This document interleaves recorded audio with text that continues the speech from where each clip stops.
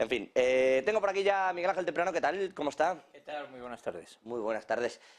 Con esto decía, yo quiero comentar algo con esto de Deutsche Bank. Yo no sé, les quiero preguntar a los dos por Deutsche Bank, pero esto de los casos que hay, BNP ahora, Société Generale, esto de esa venta de acciones justo antes del pago del dividendo, pero que se asigne justo después para que los dos obtengan de Hacienda el beneficio tributario. Ostras, requiere mucha complicidad de mucha gente en el camino. Sí, pero bueno, al fin y a la postre no es lo más grave. El que haya una serie de tramposos para cobrar el bonus porque de esta manera tienen mayores beneficios, lo vemos, lo vimos y lo seguiremos viendo.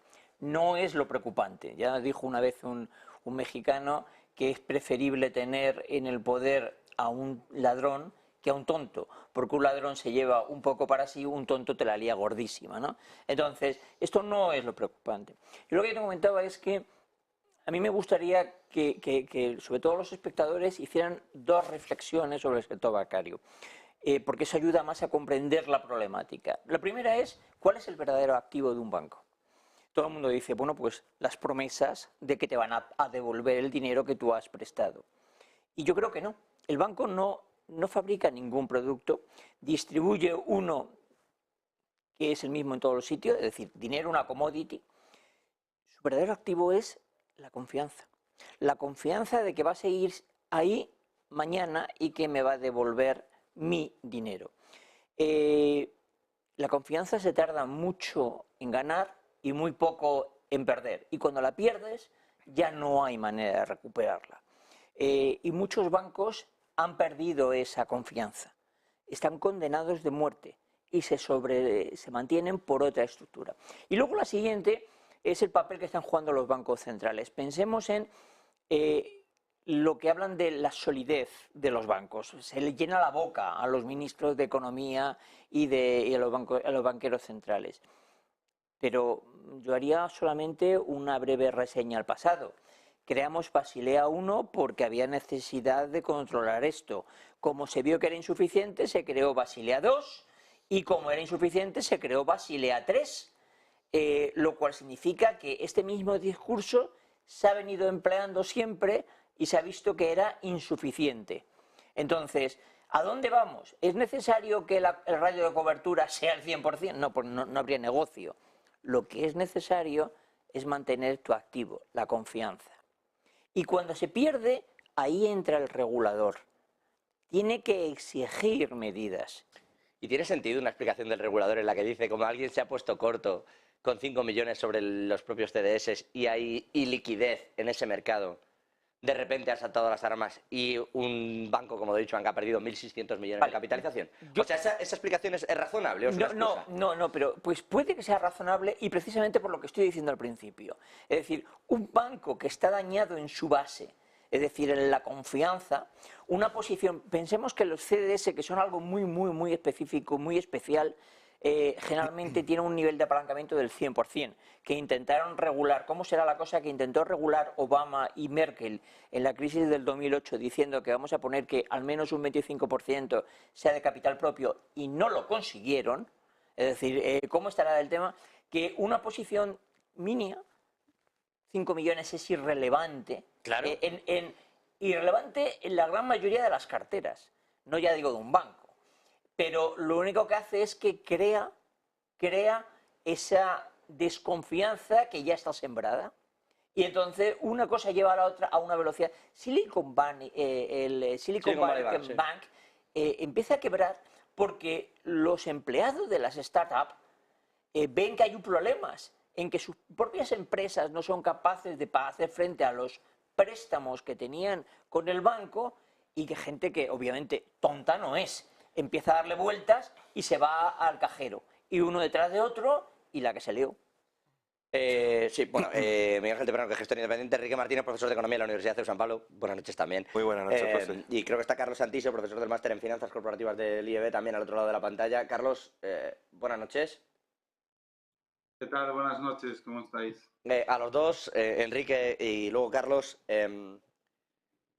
Y por ahondar un poco en esto, no, y por terminar de descartar o no, de lo que vosotros me digáis, ¿no suena vamos a terminar prohibiendo ventas en corto sobre determinados productos cuando acabe este asunto. Y por ahí estamos metiendo esto de con los 5 millones poniéndote corto en los propios CDS. ¿Me entienden? A ver si vamos a quitar otro producto, como se demonizaron los warrants ahora a medio camino, como se hizo con las subprime antes, que no lo digo porque fueran buenos productos ni malos, no entro ahí. Pero suena, vamos a buscar al sospechoso de turno, cuando en realidad la normativa hubiera permitido a Deutsche Bank cubrir ellos mismos, lo para que nadie se dio, yo no sé qué estaban haciendo los de Deutsche Bank, pero nadie cubrió esa posición de 5 millones, lo podían haber hecho ellos. Si con eso se hubiera evitado una fuga así. Yo creo que al final lo que entendemos todas las personas, ¿no? y todos los que nos están oyendo, muy en la línea de lo que decía Miguel Ángel, no vamos a llegar a comprender nunca esto de los 5 millones. ¿no? Esto al final lo van a comprender un conjunto limitado de personas. Pero lo que sí entiende todo el mundo es si podemos confiar o no podemos confiar. Por un lado en los bancos y por otro lado en el regulador. ¿no? Y entonces, claro, al final todo esto es una bola que yo diría que no solamente es de confianza, sino de reputación. Cuando hablas de activo, que es una de las principales reputaciones, ¿no? que tiene la banca, y es curioso porque cuando le preguntamos a la sociedad en general su valoración sobre la reputación de la banca es muy mala, pero cuando le preguntas sobre la reputación de su banco es muy buena, ¿no? ¿Por qué? Porque al final ni contigo ni sin ti, es decir, le encontramos muchos problemas, pero la realidad es que nuestro sistema económico sin la banca no podría funcionar, ¿verdad? ¿no? Entonces, al final, ¿qué es la reputación? Pues la reputación es la actitud positiva que tiene cada uno hacia alguien. Y ahora, evidentemente, se está desatando una actitud negativa, en primer lugar hacia los bancos y, en segundo lugar, hacia el regulador. O al revés, porque se había desatado negativamente hacia el regulador como consecuencia de que subir los tipos de interés pues no es una medida muy popular, aunque haga falta en determinados momentos. ¿no? Y entonces, claro, ahora llega el momento de decir, ¿y cómo recuperamos esa reputación, esa confianza? Lo que tú planteas, pues pueden hacerlo perfectamente. ¿En qué medida eso sería necesario para que el sistema financiero estuviera más protegido? Pues yo la verdad es que no lo sé responder, pero sí que puede ser un icono, algo que exhiban para intentar recuperar esa reputación y para intentar calmar los mercados, que es lo que tienen que hacer ahora mismo. En eso están. Yo no sé si van a resultar de todo convincentes, de momento estamos ahí, tranquilos y con Europa efectivamente capeando el temporal. Carlos, tú dirás. Yo estoy muy de acuerdo con todo lo comentado, aunque creo que, dada la importancia de los sucesos que hemos vivido, sobre todo en Europa con el tema de Credit Suisse, que la resolución fue bastante extraña. Recordemos que el banco suizo es bastante conservador, no le gusta nada la acumulación de riesgos y prácticamente ahora se ha quedado solo UBS después de tolerar la compra, que ha sido totalmente promovida por ellos. Y han sucedido cosas bastante extrañas como cargarse el orden de prelación de los bonistas, aunque existía una cláusula, pero eso pone en entredicho bastantes cosas. Lo sucedido con Deutsche Bank también suena bastante raro y al final lo que yo creo es que está habiendo bastante miedo, justificadamente, porque al final cuando empieza a sonar ruido en temas bancarios la gente es bastante miedosa, y cuando hablo de gente no solo del inversor retail, sino del institucional, y empieza a haber salidas de depósitos o conversión de depósitos en letras, en deuda, que al final deja el banco de poder jugar con ese capital, lo descapitaliza en parte. Y bueno, empiezo a ver apuestas más agresivas por parte de los bancos. Yo, que además de gestionar los fondos en Andbank, estoy en la dirección de un family, las últimas 2 semanas me han llegado propuestas de hemos cambiado la remuneración del capital en cuenta, depósitos a la vista, cuenta remunerada, y ya estamos hablando del 2,9 en cuentas remuneradas, con capital libre de exposición en el día y demás. Esta lucha por la liquidez, que tiene mucho que ver con el momento del ciclo en el que estamos, dice mucho de la situación en la que se encuentran los bancos ahora mismo, que bueno, está habiendo salidas de depósitos y eso genera una situación bastante delicada e intervencionista, como estamos viendo estas semanas. Claro, pero decía una cosa importante, Enrique, al respecto de esto, que es ni contigo ni sin ti. Y esto, más allá de la confianza, de la reputación, o de que alguien quiera decir, pues es que yo odio a la banca, perfecto. Pero como no hay una alternativa en realidad, está ese ni sin ti, ¿no? Vale, la banca cae, todo el mundo se lleva el dinero. Pero en realidad, cuando hablamos de salida de depósitos, cuando hablamos de salida de esa fuga de capital de muchos bancos, llega a otros. O sea, no es que alguien coja el dinero y diga, no, voy a retirar 5.000 millones y los estoy metiendo en el baño de mi casa. eso no está ocurriendo con los grandes inversores. Al final la banca sí que se sostiene, ¿no? Un poco la pregunta es, ¿hasta qué punto la banca está operando, iba a decir éticamente, pero más que la ética, está operando con unas coberturas suficientes como para que yo no piense que justo mi banco es el que se queda sin ese dinero? Que yo creo que es un poco lo que termina derivando, ¿no?, en este contagio. Y yo os pregunto, ¿vosotros creéis que va a haber más bancos en este sentido o que la situación en realidad se ha calmado porque, y si no, ¿dónde?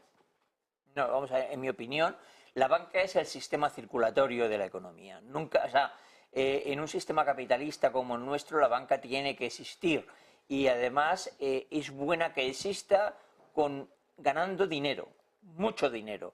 Los beneficios bien contabilizados, no creando préstamos donde refinancias hasta los intereses.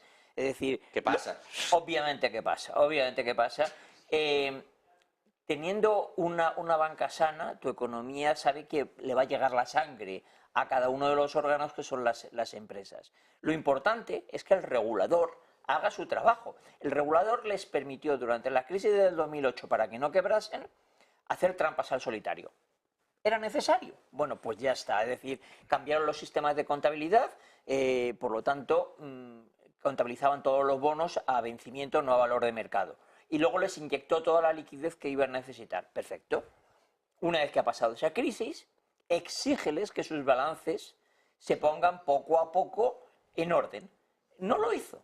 No lo hizo. Y de repente llega el momento de ahora. Empiezan a subir los tipos de interés. Mi pregunta es, ¿en los bancos centrales no hay nadie que conociera en profundidad los balances de los bancos para saber que una subida de tipos tan rápida les iba a dañar porque tenían los balances descompensados? Es decir, porque no estaban... Hay informes de la FED, creo que es de San Francisco, del 2021. Estoy diciendo de que tendrían que haber hecho cosas en su momento en el 13, 14, 15, 16 y haber ido exigiendo que la gente, que los bancos pusiesen sus balances en orden. No se exigió, como decir, bueno, esto que lo haga el siguiente, que yo ya llevo una bien colocada. Y ahora estamos así. Sí, ahora estamos en esto. No sé si Carlos o Enrique queréis comentar algo más, os cambio de tema. A raíz de lo que decía Miguel Ángel ahora mismo, ¿no? Dice, que tiene mucho que ver con lo que has hecho en tu editorial, ¿no? Es decir, ¿quiénes son los líderes que tenemos ahora? Pues es verdad que tenemos una serie de líderes que no aprovecharon muy bien el periodo de recuperación, que no se hicieron cosas que se tenían que haber hecho y que ahora efectivamente nos arrepentimos, no tanto de las decisiones que se tomaron para poder salir de los determinados momentos de gran crisis que tuvimos en el 2008 y después con el COVID, ¿no? Pero ahora estamos mirando más a la crisis financiera del 2008, pero tuvimos muchísimos años de recuperación en la que se debían haber puesto al día muchas cosas, ¿no? Y por desgracia no se hicieron y en algunos países como España pues todavía menos. Sí, eso hemos visto. Carlos. Poco que aportar. Es cierto que el banco es totalmente necesario para que funcione la economía como funciona, pero cada vez es más prescindible. No olvidemos que el mercado de senior loans era un mercado dominado en el 80% por los bancos y a día de hoy tan solo es un 20%.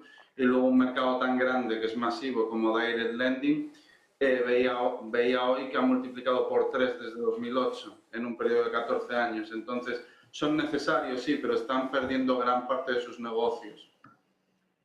A los tres, os voy a cambiar el tercio.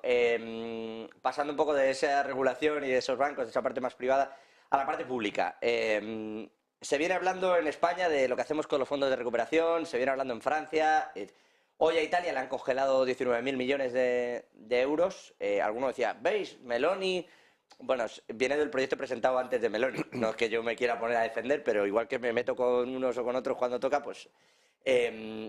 lo que sí va a hacer Meloni es comerse el sapo, por cierto, y tendrá que explicar los planes. Tiene un mes para explicar una serie de planes para los que y hacer una serie de reformas que le ha pedido Bruselas si quiere desbloquear esos casi 20.000 millones de euros. ¿Cómo veis vosotros este reparto, a mí de Italia, el reparto de los fondos de estos Next Generation que se están repartiendo desde Europa? ¿Y qué creéis que está pasando con ellos? ¿Se están permeando bien? ¿Están calando hasta donde tienen que calar en los países? Bueno, a ver... Yo el otro día creo que lo hablábamos aquí, ¿no? Y creo que probablemente un problema de fondo que hay es que es demasiado dinero en demasiado poco tiempo, ¿no? Y quizá pues esto estamos a tiempo de replanteárnoslo, ¿no? Pero bueno, yendo a cómo funcionan las cosas, Pues la verdad es que el programa es muy bonito sobre el papel y tiene mucho sentido, porque la idea es reformas e inversiones. Vamos a hacer las dos cosas, no solamente inversiones, sino vamos a hacer reformas. Y para asegurar que esto ocurra, pues ¿qué es lo que hacemos? Lo que condicionamos es que le vamos a dar a los Estados miembros el dinero para que hagan sus inversiones, siempre y cuando antes hayan hecho las reformas estructurales que hemos pactado con ellos. Y hasta aquí todo Que va bien. tampoco son unas grandísimas reformas, dicho sea de paso. Bueno, pero fíjate lo duras que son, que no hay nada más que ver cómo están las calles en Francia o cómo no están aquí con el tema de las reformas pensiones por cómo se está abordando, ¿no? Ahora, ¿qué es lo que ocurre? ¿Qué es lo que estamos observando? Pues que precisamente porque es mucho dinero en poco tiempo y es una política al final estrella de la Comisión Europea, pues el decirle a un país no te voy a dar el desembolso que te corresponde porque no has hecho bien las reformas, es muy duro porque, entre otras cosas, paras el ciclo económico que estás provocando. Y lo que hemos visto hasta ahora es que la Comisión Europea ha sido lo que yo llamo, poco en términos de broma, la política del TIC. Es decir, tú presentabas la reforma, la miraban así, aquí está, es la que teníamos en el otro lado, pues le ponemos el TIC y te la damos por buena, sin mirar qué es lo que hay dentro. Nadie chequeaba qué pasaba, ¿eh? Efectivamente. ¿Y qué ha pasado? Que la Comisión Europea se ha llevado un revolcón, o varios revolcones, mejor dicho, en los últimos meses. Quizá los más relevantes es que hace 3 o 4 semanas el Tribunal de Cuentas Europeo decía, oiga, ¿y qué ocurre si un país le presenta la reforma, usted le da el desembolso y una vez que tiene el desembolso echa para atrás la reforma? Le planteaba esto, entre otras muchas cosas. Que también pasa, ¿eh? Yo recuerdo a Almunia siendo comisario y viniendo aquí a quitar las ayudas del carbón, por ejemplo. Ese es un buen ejemplo, ¿no? Y también dicen, ¿y otras reformas que se están haciendo que no estaban entre las que hemos pedido, pero pueden ser contradictorias, como por ejemplo hacer una reforma que reduce o despenaliza la malversación? Y esto no afecta a los intereses financieros y económicos de la Unión Europea. Eso lo dijo el Tribunal de Cuentas, pero es que la semana pasada, el jueves, en el Parlamento Europeo, la Comisión de Control de Presupuestos aprobó el informe de la gestión de la Comisión del año anterior, pero hace unas advertencias muy serias y le dice a la Comisión Europea, usted no está evaluando suficientemente bien el contenido de las reformas y además absténgase de evaluar esas reformas bajo criterios de negociación política. Lo tiene que evaluar con se está haciendo o no se está haciendo de forma correcta. Entonces, ante estos varapalos, porque no dejan de ser anuncios, además de cosas que pueden venir más graves, pues yo creo que la Comisión está empezando a reaccionar. La pregunta que tengo ahora, y aquí lo dejo, es ¿esta reacción sobre Italia es ejemplarizante y va a llegar hasta aquí? Porque es el país que más fondos ha recibido, además de que puede haber otro tipo de negociaciones de carácter político, o va a seguir y va a empezar a mirar, pues, por ejemplo, también la reforma de las pensiones en el caso de España, en el que todos los think tanks y la propia IREF le está diciendo a la Comisión Europea esto no es sostenible y usted lo que tiene que es aprobarla si demuestran que es sostenible, ¿no? Entonces la duda que tengo es, ¿se va a quedar en Italia como algo de aviso y que se vea que está, desde el Parlamento Europeo vean que la Comisión está respondiendo, o vamos a ver dentro de unos meses que a España pues nos ocurre lo mismo como consecuencia de que hay reformas que se han presentado, pero que el contenido ni mucho menos es adecuado ni acertado? Pues eso vamos, yo no sé qué creen en concreto que va a ocurrir, Carlos y Miguel Ángel. Yo, vamos a ver, voy un paso más allá. El problema es que la Comisión Europea es una comisión realmente, más que de gestión, una comisión política, donde tú tienes, digamos, un cupo, te corresponde un cupo en función de tu tamaño, luego te asignan a qué parte del cupo, ¿no? Sí. Mira, el famoso Excel que se decía que manejaba el gobierno, yo puedo decir, y lo defenderé, donde si mañana me presentara una demanda en un juzgado, que he tenido una línea en mis manos. Una línea y un dinero asignado por una comunidad autónoma. Y ya adelanto que no es Madrid. Una verdadera vergüenza. Es decir, tenían una cantidad asignada y un nombre. Y ahora lo que querían es desarrollar ese nombre. Rellena eso, claro. Vamos a ver. Con lo cual, pues podemos imaginarnos todo lo que nos queramos imaginar. Todo lo que no queramos imaginar. Si así se han repartido los fondos en el resto de Europa, pues parece de broma. Parece de broma. Y luego es curioso porque no tiene nada que ver la asignación de los fondos, que son finalistas, obviamente, a las reformas que te estamos pidiendo. Es decir, tú haz unas reformas porque tienes unos déficits en determinados sitios, en España, con un sistema de pensiones muy mal calculado, y te damos dinero para ganar las otras cosas. Con lo cual hay un bastante... da pábulo a que, sin mala intención, haya chanchulleo en el Bueno, sentido de que se terminan pero- asignando fondos donde no corresponden. Hombre, es que el chanchulleo llega hasta el menudeo más absurdo. El kit digital, por ejemplo, que viene con los fondos Next Generation. Seguro que conocéis a alguien que se ha Sí, llevado sí. el kit digital. Para el espectador que nos esté viendo, esto consiste básicamente en que montes una web. Pues ya está. No tienes ni que terminar vendiendo online ni nada. Con la exposición, ¿vale?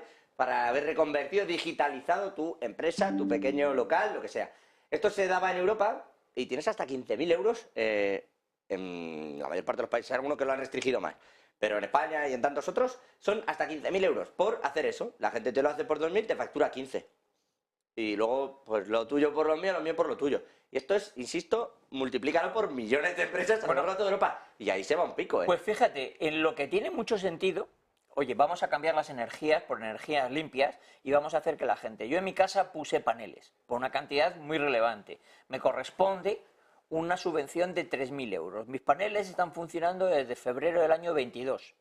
Cuando se me ocurre, oso, llamar a preguntar que qué pasa con mi subvención, 3.000 euros, ¿eh? Me dicen, no me lo podía creer, parecía broma, que tenían un año para la primera fase, 18 meses para la segunda y para la tercera, que era la conclusión, y por lo tanto darme los 3.000 euros, un tiempo indefinido para la administración pública. Conclusión, pero si ya se habrán gastado los fondos. Es decir, para aquello que tiene... O sea, para ver si te tocaba, te quedaban 2 años y medio antes de empezar a ver si te daban el dinero. Me toca porque instalé los paneles en el momento. Con lo cual, yo tenía mis paneles preparados en el momento. Sí. Que me toca. Y que está todo bien, obviamente está funcionando. Y llevo vendiendo electricidad, no ya consumiendo, sino vendiendo electricidad desde febrero del 22. Pero esos 3.000 euros ni están ni se les espera. No, sí, yo diría que no. Pero bueno. Carlos, ¿el reparto de fondos europeos?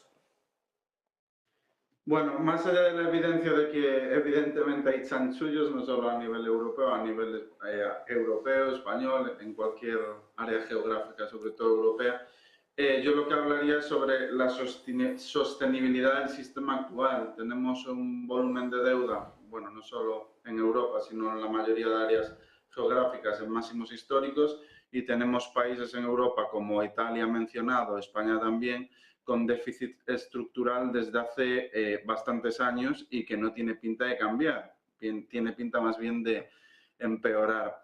Y todo esto con una inflación del 5 o 6% subyacente, a pesar de que los tipos están en niveles del 3%, deberían estar más bien en niveles del 5%, como está en el caso americano, que ya se ha cerrado el gap.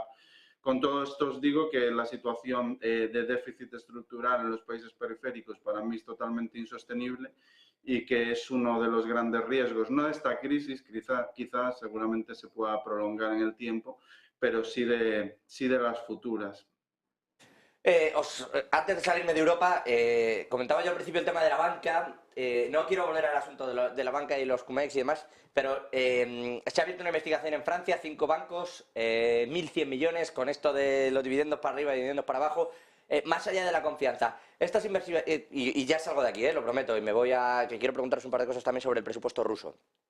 Pero sobre esta investigación, ¿estas investigaciones son reales? ¿Os llegan a algún sitio? ¿Veis que de verdad vaya a suponer un problema? ¿O es una cosa que dices, oye, esto es muy grave, esto es gordo? Lo digo porque al Tribunal de Cuentas aquí, lo mencionaba antes Enrique, lo tenemos un poco mareado. De hecho, intentamos ponerle los delitos con la prescripción justa un año antes de que pueda terminar la investigación del Tribunal de Cuentas, por si acaso nos sale algún problema. Entonces, ¿creéis que esto luego llega a algún término, que va a pasar algo con la banca, que indica algún tipo de gravedad? Mira, tengo 39 años de carrera profesional. He visto como estas, no sé cuántas. Y todo sigue igual. Y nunca pasa nada. Yo escribí un artículo hace unos días donde hablaba de que en Estados Unidos la gente del Silicon Valley Bank acabarán en la cárcel, los reguladores no les pasará nada, y en Europa ni a unos ni a otros. Pues sí. Pasará, sí. Carlos. Sí. No, bueno, decía brevemente, ¿crees que llegan las investigaciones en Francia con esto de los escándalos con los 5 bancos? ¿Llega a algún sitio o...? Seguramente no se llegue a una solución pactada. No, no tiene pinta de que salga nada grave y menos en la situación actual. Enrique. A mí lo que me ha llamado la atención es que el primer titular que tenemos es de cuál va a ser el volumen de la deuda, perdón, de la multa. Sí. Y entonces la verdad es que esto me descoloca un poco, porque lo que nos deberían comunicar es que hay una investigación, qué tipo de delitos se están cometiendo, pero esto de empezar ya por la multa, ¿no? Que es como la primera noticia que ha salido. 1100. Si sienta bien, lo dejamos aquí, ¿no? Sí, me llama la atención, pero bueno, por otro lado, quiero creer en el Estado de Derecho, en este caso el de francés, que es bastante potente, una investigación además conjunta entre Francia y Alemania, y yo creo que sí saldrán cosas, y creo que a lo largo de la historia, si hacemos memoria, sí que ha habido, bueno, pues algunos hechos simbólicos, ¿no? No, multas ha habido de cuando en cuando. No, multas y bueno, y fin de algunas carreras profesionales y de personas que han terminado en prisión, ¿no? Es cierto que no es lo más habitual, porque también es cierto que se hacen muchas investigaciones y todas, no todas consiguen llegar hasta el final. Entonces, bueno, tengamos un poco de confianza, pero desde luego a mí, como anuncio, lo primero que te cuento es la multa que te voy a poner, me suena efectivamente a vamos por buen camino o tenemos que hablar. Eso es, sí. 1100 está bien, ¿no? Fírmame una aquí y quítame estos muebles. Saliendo de Francia, saca Macron adelante la reforma, ha tenido un follón hoy importante en cuanto a las protestas, ¿eh? Protestas masivas, le han incendiado la calle, o sea, ya empieza a coger un color relevante esto de que se haya decidido saltar al Parlamento. No ha sentado bien, ha sentado todavía peor. Aún así, esto va para adelante, ¿no? No le veis vosotros ningún tipo de freno. Yo me lo preguntasteis la semana pasada y lo dije. Y Claro, lo pero sigo como se van conando... No, lo sigo manteniendo. Macron no tiene otra salida que seguir adelante, pero juega con una ventaja. Su contrincante político hasta ahora es Le Pen. Y Le Pen es peor, ¿no? odiada por el más del 50%. Cae peor. Decía yo que os quería preguntar por el presupuesto ruso. Hoy hemos visto algunos datos, filtraba un informe Bloomberg acerca de cómo está el presupuesto y cuál es su distribución. Todos los presupuestos en líneas generales tienen una serie de partidas que se consideran un gasto clasificado, secreto, etcétera. Rusia lo ha incrementado a un nivel histórico y tiene más de un tercio de ese presupuesto ahora mismo situado como clasificado. Especula, evidentemente, el informe, porque no puede hacer otra cosa que especular, con que estos son partidas para las regiones en Ucrania anexionadas, etcétera, etcétera. ¿Qué está pasando ahí exactamente? ¿Creéis que está haciendo daño el veto al petróleo? ¿No? ¿Creéis que parte de ese presupuesto tiene que ver con eso? ¿O a qué lo achacáis? Yo creo que salen bastantes conclusiones de esto, ¿no? Algunas que yo creo que son importantes para aquellos que todavía les persuade Putin, dicen, bueno, no es tan malo. Bueno, ¿qué es lo que nos dice esta noticia? Lo que nos dice es, primero, que está dedicándole un tercio de su presupuesto a esto que él llama una operación especial, ¿no? Entonces, ya que cada uno saque sus conclusiones. Y la segunda es la calidad democrática de una persona, un presidente en este caso de Rusia, que oculta qué está haciendo con un tercio del presupuesto, ¿no? Entonces, esto en lectura... Que va más allá de defensa, por claro, cierto. O sea, defensa sí es una partida, pero además un tercio está clasificado. Por lo tanto, bueno, pues aquellos que de vez en cuando ven en Putin, ¿no?, pues algunos rasgos positivos, que se lo miren, ¿no?, con estas noticias. La segunda es, evidentemente, si le está dedicando un tercio a esto, no le puede dedicar el presupuesto pues a sanidad, a educación, a las cosas que pensamos, ¿no?, las personas que se deberían dedicar el gasto público. ¿Y esto a qué nos recuerda? Pues hombre, que entre los muchos factores que llevaron al declive de la Unión Soviética, pues uno de ellos fue que no pudieron aguantar el ritmo presupuestario de la carrera armamentística. Entonces, si ahora mismo Rusia, para aguantar este conflicto, pues necesita dedicarle un tercio de su presupuesto, pues evidentemente no lo va a poder dedicar durante mucho tiempo. Si eso lo ponemos en el contexto de todas las sanciones que hay, que evidentemente, aunque muchas consiga esquivarlas, sorteando, sí. Otras le están haciendo daño, o en general están haciendo daño, pues hombre, yo creo que al final lo que nos anuncia es que se puede estar ahogando poco a poco y que esa puede ser una de las formas por las que termine este conflicto, ¿no?, por un ahogo económico de Rusia. Fíjate, yo creo que ahogando económicamente no, porque de hecho la guerra le ha proporcionado, el año pasado le proporcionó 63.000 millones más de venta de petróleo. Curiosamente, hoy detrás que se ha filtrado esta noticia por Bloomberg, ha salido el ministro, creo que ha sido de Economía, diciendo que han logrado ya redirigir el 100% de las exportaciones de petróleo, que antes te decían. Bueno, lo que no ha dicho es que la gran mayoría de ellas van a China y a India y cuyo precio medio, desde luego, no es el precio ni por aproximación a lo que estaba ni hoy siquiera el barril, sino que está del orden de los $40. Sí. Y digo $40 no porque se haya filtrado el dato de China, pero sí se ha dado el dato de India. Y entonces, como el dato de India es $40, yo doy por hecho que el chino no es más tonto que el indio, por lo tanto lo debe estar comprando a una cantidad similar. Es decir, que es aproximadamente a un 60%, entre un 50 y un 60% el precio de mercado. O sea, que no hay una asfixia, pero sí hay una caída importante de lo que se recibía. Lo que ocurre es que están ingresando más dinero, pero están gastando muchísimo más de lo que están ingresando. Realmente no se sabe, ese tercio, yo estaba leyendo el artículo, no se sabe de qué es. No, es pura especulación. Porque efectivamente, es decir, hay una barbaridad de gastos de defensa y ahí se supone que estarán los gastos militares, ¿no? Pero independientemente de todo, lo que te viene a decir es, estos tíos tienen suficientes problemas económicos para tener que ocultar el destino de un tercio de su presupuesto. Por lo tanto, ¿las sanciones le están haciendo daño? Pues la verdad es que parece ser que no demasiado, o no a todos los sectores, pero lo que sí le está haciendo yo creo que mucho daño es el gasto militar, que no consigue parar la sangría. Bueno, aparentemente el frente ahora está en líneas paradas porque no hay munición. Yo recuerdo la guerra en Irak, era una guerra como esta, una guerra de posiciones prácticamente fijas. La diferencia está en que ambos tenían petróleo y ellos iban todos los días al mercado persa, en este caso no era persa porque era árabe, que era Amman, en Jordania, y allí le vendían todos los proveedores de armamento del mundo, les vendían las armas a ellos, hasta que un día se acabó. Tengo la sensación de que esto va a ir por ese camino, porque, oye, ya no sigamos. Pero claro, para eso tiene que ceder también Occidente. Yo creo que una propuesta para Putin que hace unos meses no era válida, que era lo dejamos donde estamos, ahora quien no le vale es a Estados Unidos. Hombre, a Ucrania seguro que no. A Ucrania me refiero. Pero Ucrania lo único que está poniendo es, que ya es soldados. Todo lo demás lo estamos poniendo los occidentales. Carlos, acerca de ese presupuesto.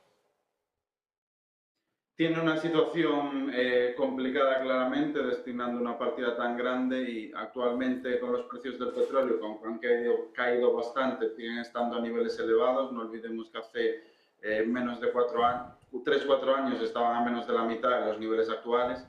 Sigue siendo muy rentable y a los precios que vende a China e India también, pero si tenemos en los próximos 12 meses una recesión, claramente va a impactar a los precios de las materias primas, no solo el petróleo. Será menos rentable y con los niveles de gasto que tiene difícilmente sostenible si se alarga mucho más. Sí, Enrique.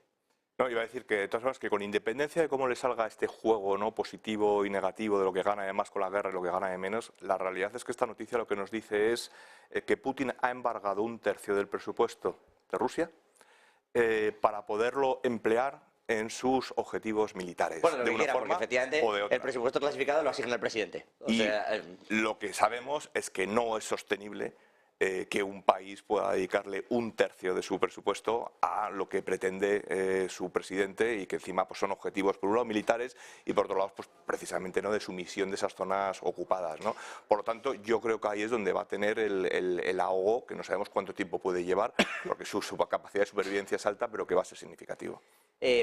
Por complementar ya todo este cierre, el solo más gasto que ese que hay en clasificado solo es el social, que incluye una serie de medidas que no es la parte de salud y demás, pero bueno, y está dentro de las rebajas de impuestos estas que dijo que había que hacer Putin en el último congreso, están todo esto aquí metido y asumido por el coste presupuestario. Vamos a ver ahí también cómo sale, pero es verdad que el de defensa se supone que va desglosado aparte, no se sabe muy bien dónde va ese tercio presupuestario, más allá de lo que se pueda hablar.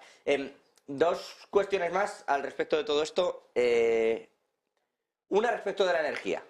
Ya que estáis hablando del petróleo y de lo que estamos viendo, suena un poco eurocéntrico, pero estamos aquí y nos sucede, ¿no?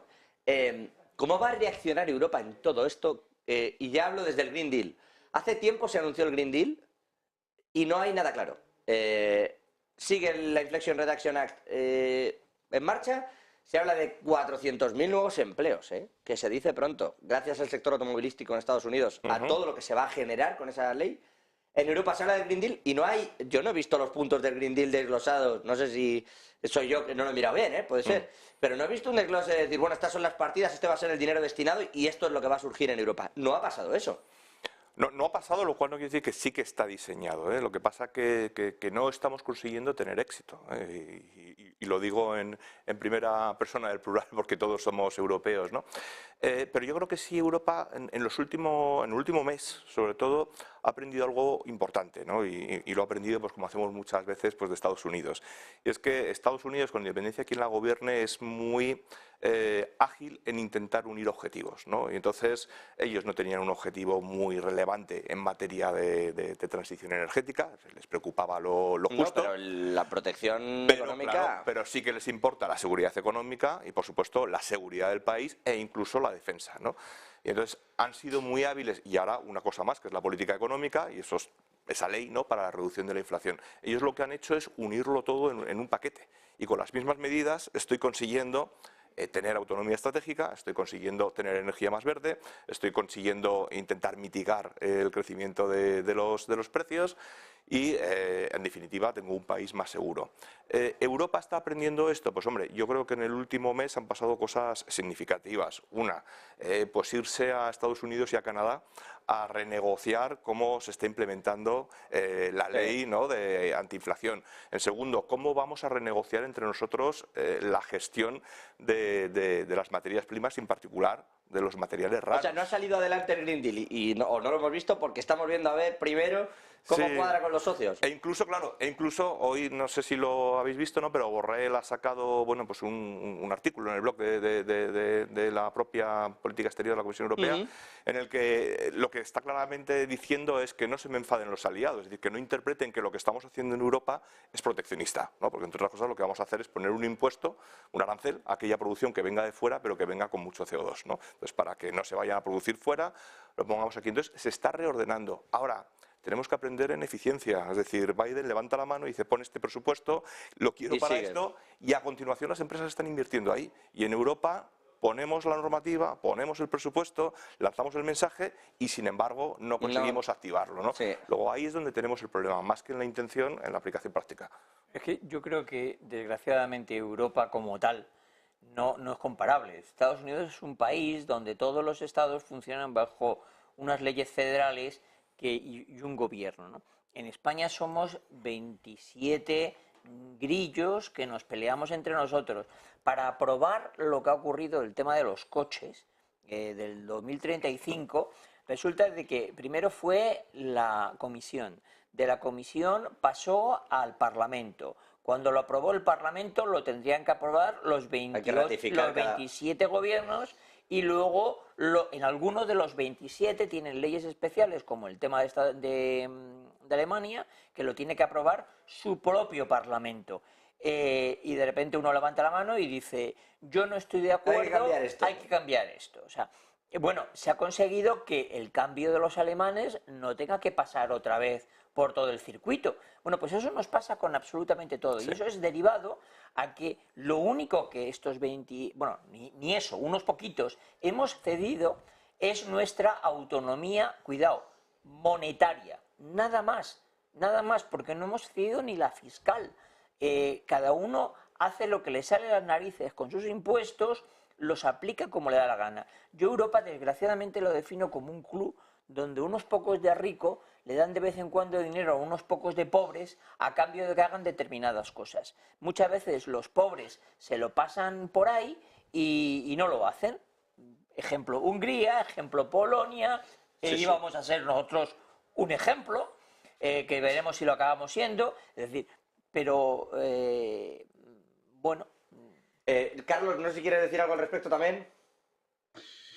Bueno, yo por aportar un punto de vista desde el otro ángulo, desde el ángulo de las compañías, lo que veo en Europa es que fruto del intervencionismo, pues los últimos 12 meses con la subida de los precios del gas, las empresas extractoras y productoras eran altamente rentables y para, bueno, desincentivar que ganasen tanto dinero se impusieron nuevos impuestos que a partir de determinados precios son totalmente confiscatorios, hablamos del 85% de lo que usted da de determinados precios, que ha afectado a las compañías, como puede ser Serica y Quistos, que son grandes extractores y productores con sede en Reino Unido. ¿Y qué genera todo este tipo de medidas? Que se desincentive la inversión a futuro, que se penalice la oferta en Europa. Yo creo que ahora mismo no tenemos un problema en Europa, pero hay una clara deficiencia de CAPEX, habrá una clara deficiencia de CAPEX también en los años futuros,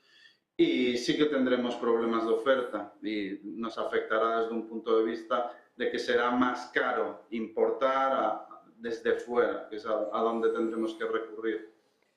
Bueno, vamos a ver. Carlos Santiso, profesor del Máster en Finanzas Corporativas del IEB. Gracias, Enrique Martínez, profesor de Economía de la Universidad de San Pablo, y Miguel Ángel Temprano, gestor independiente. Gracias a los tres.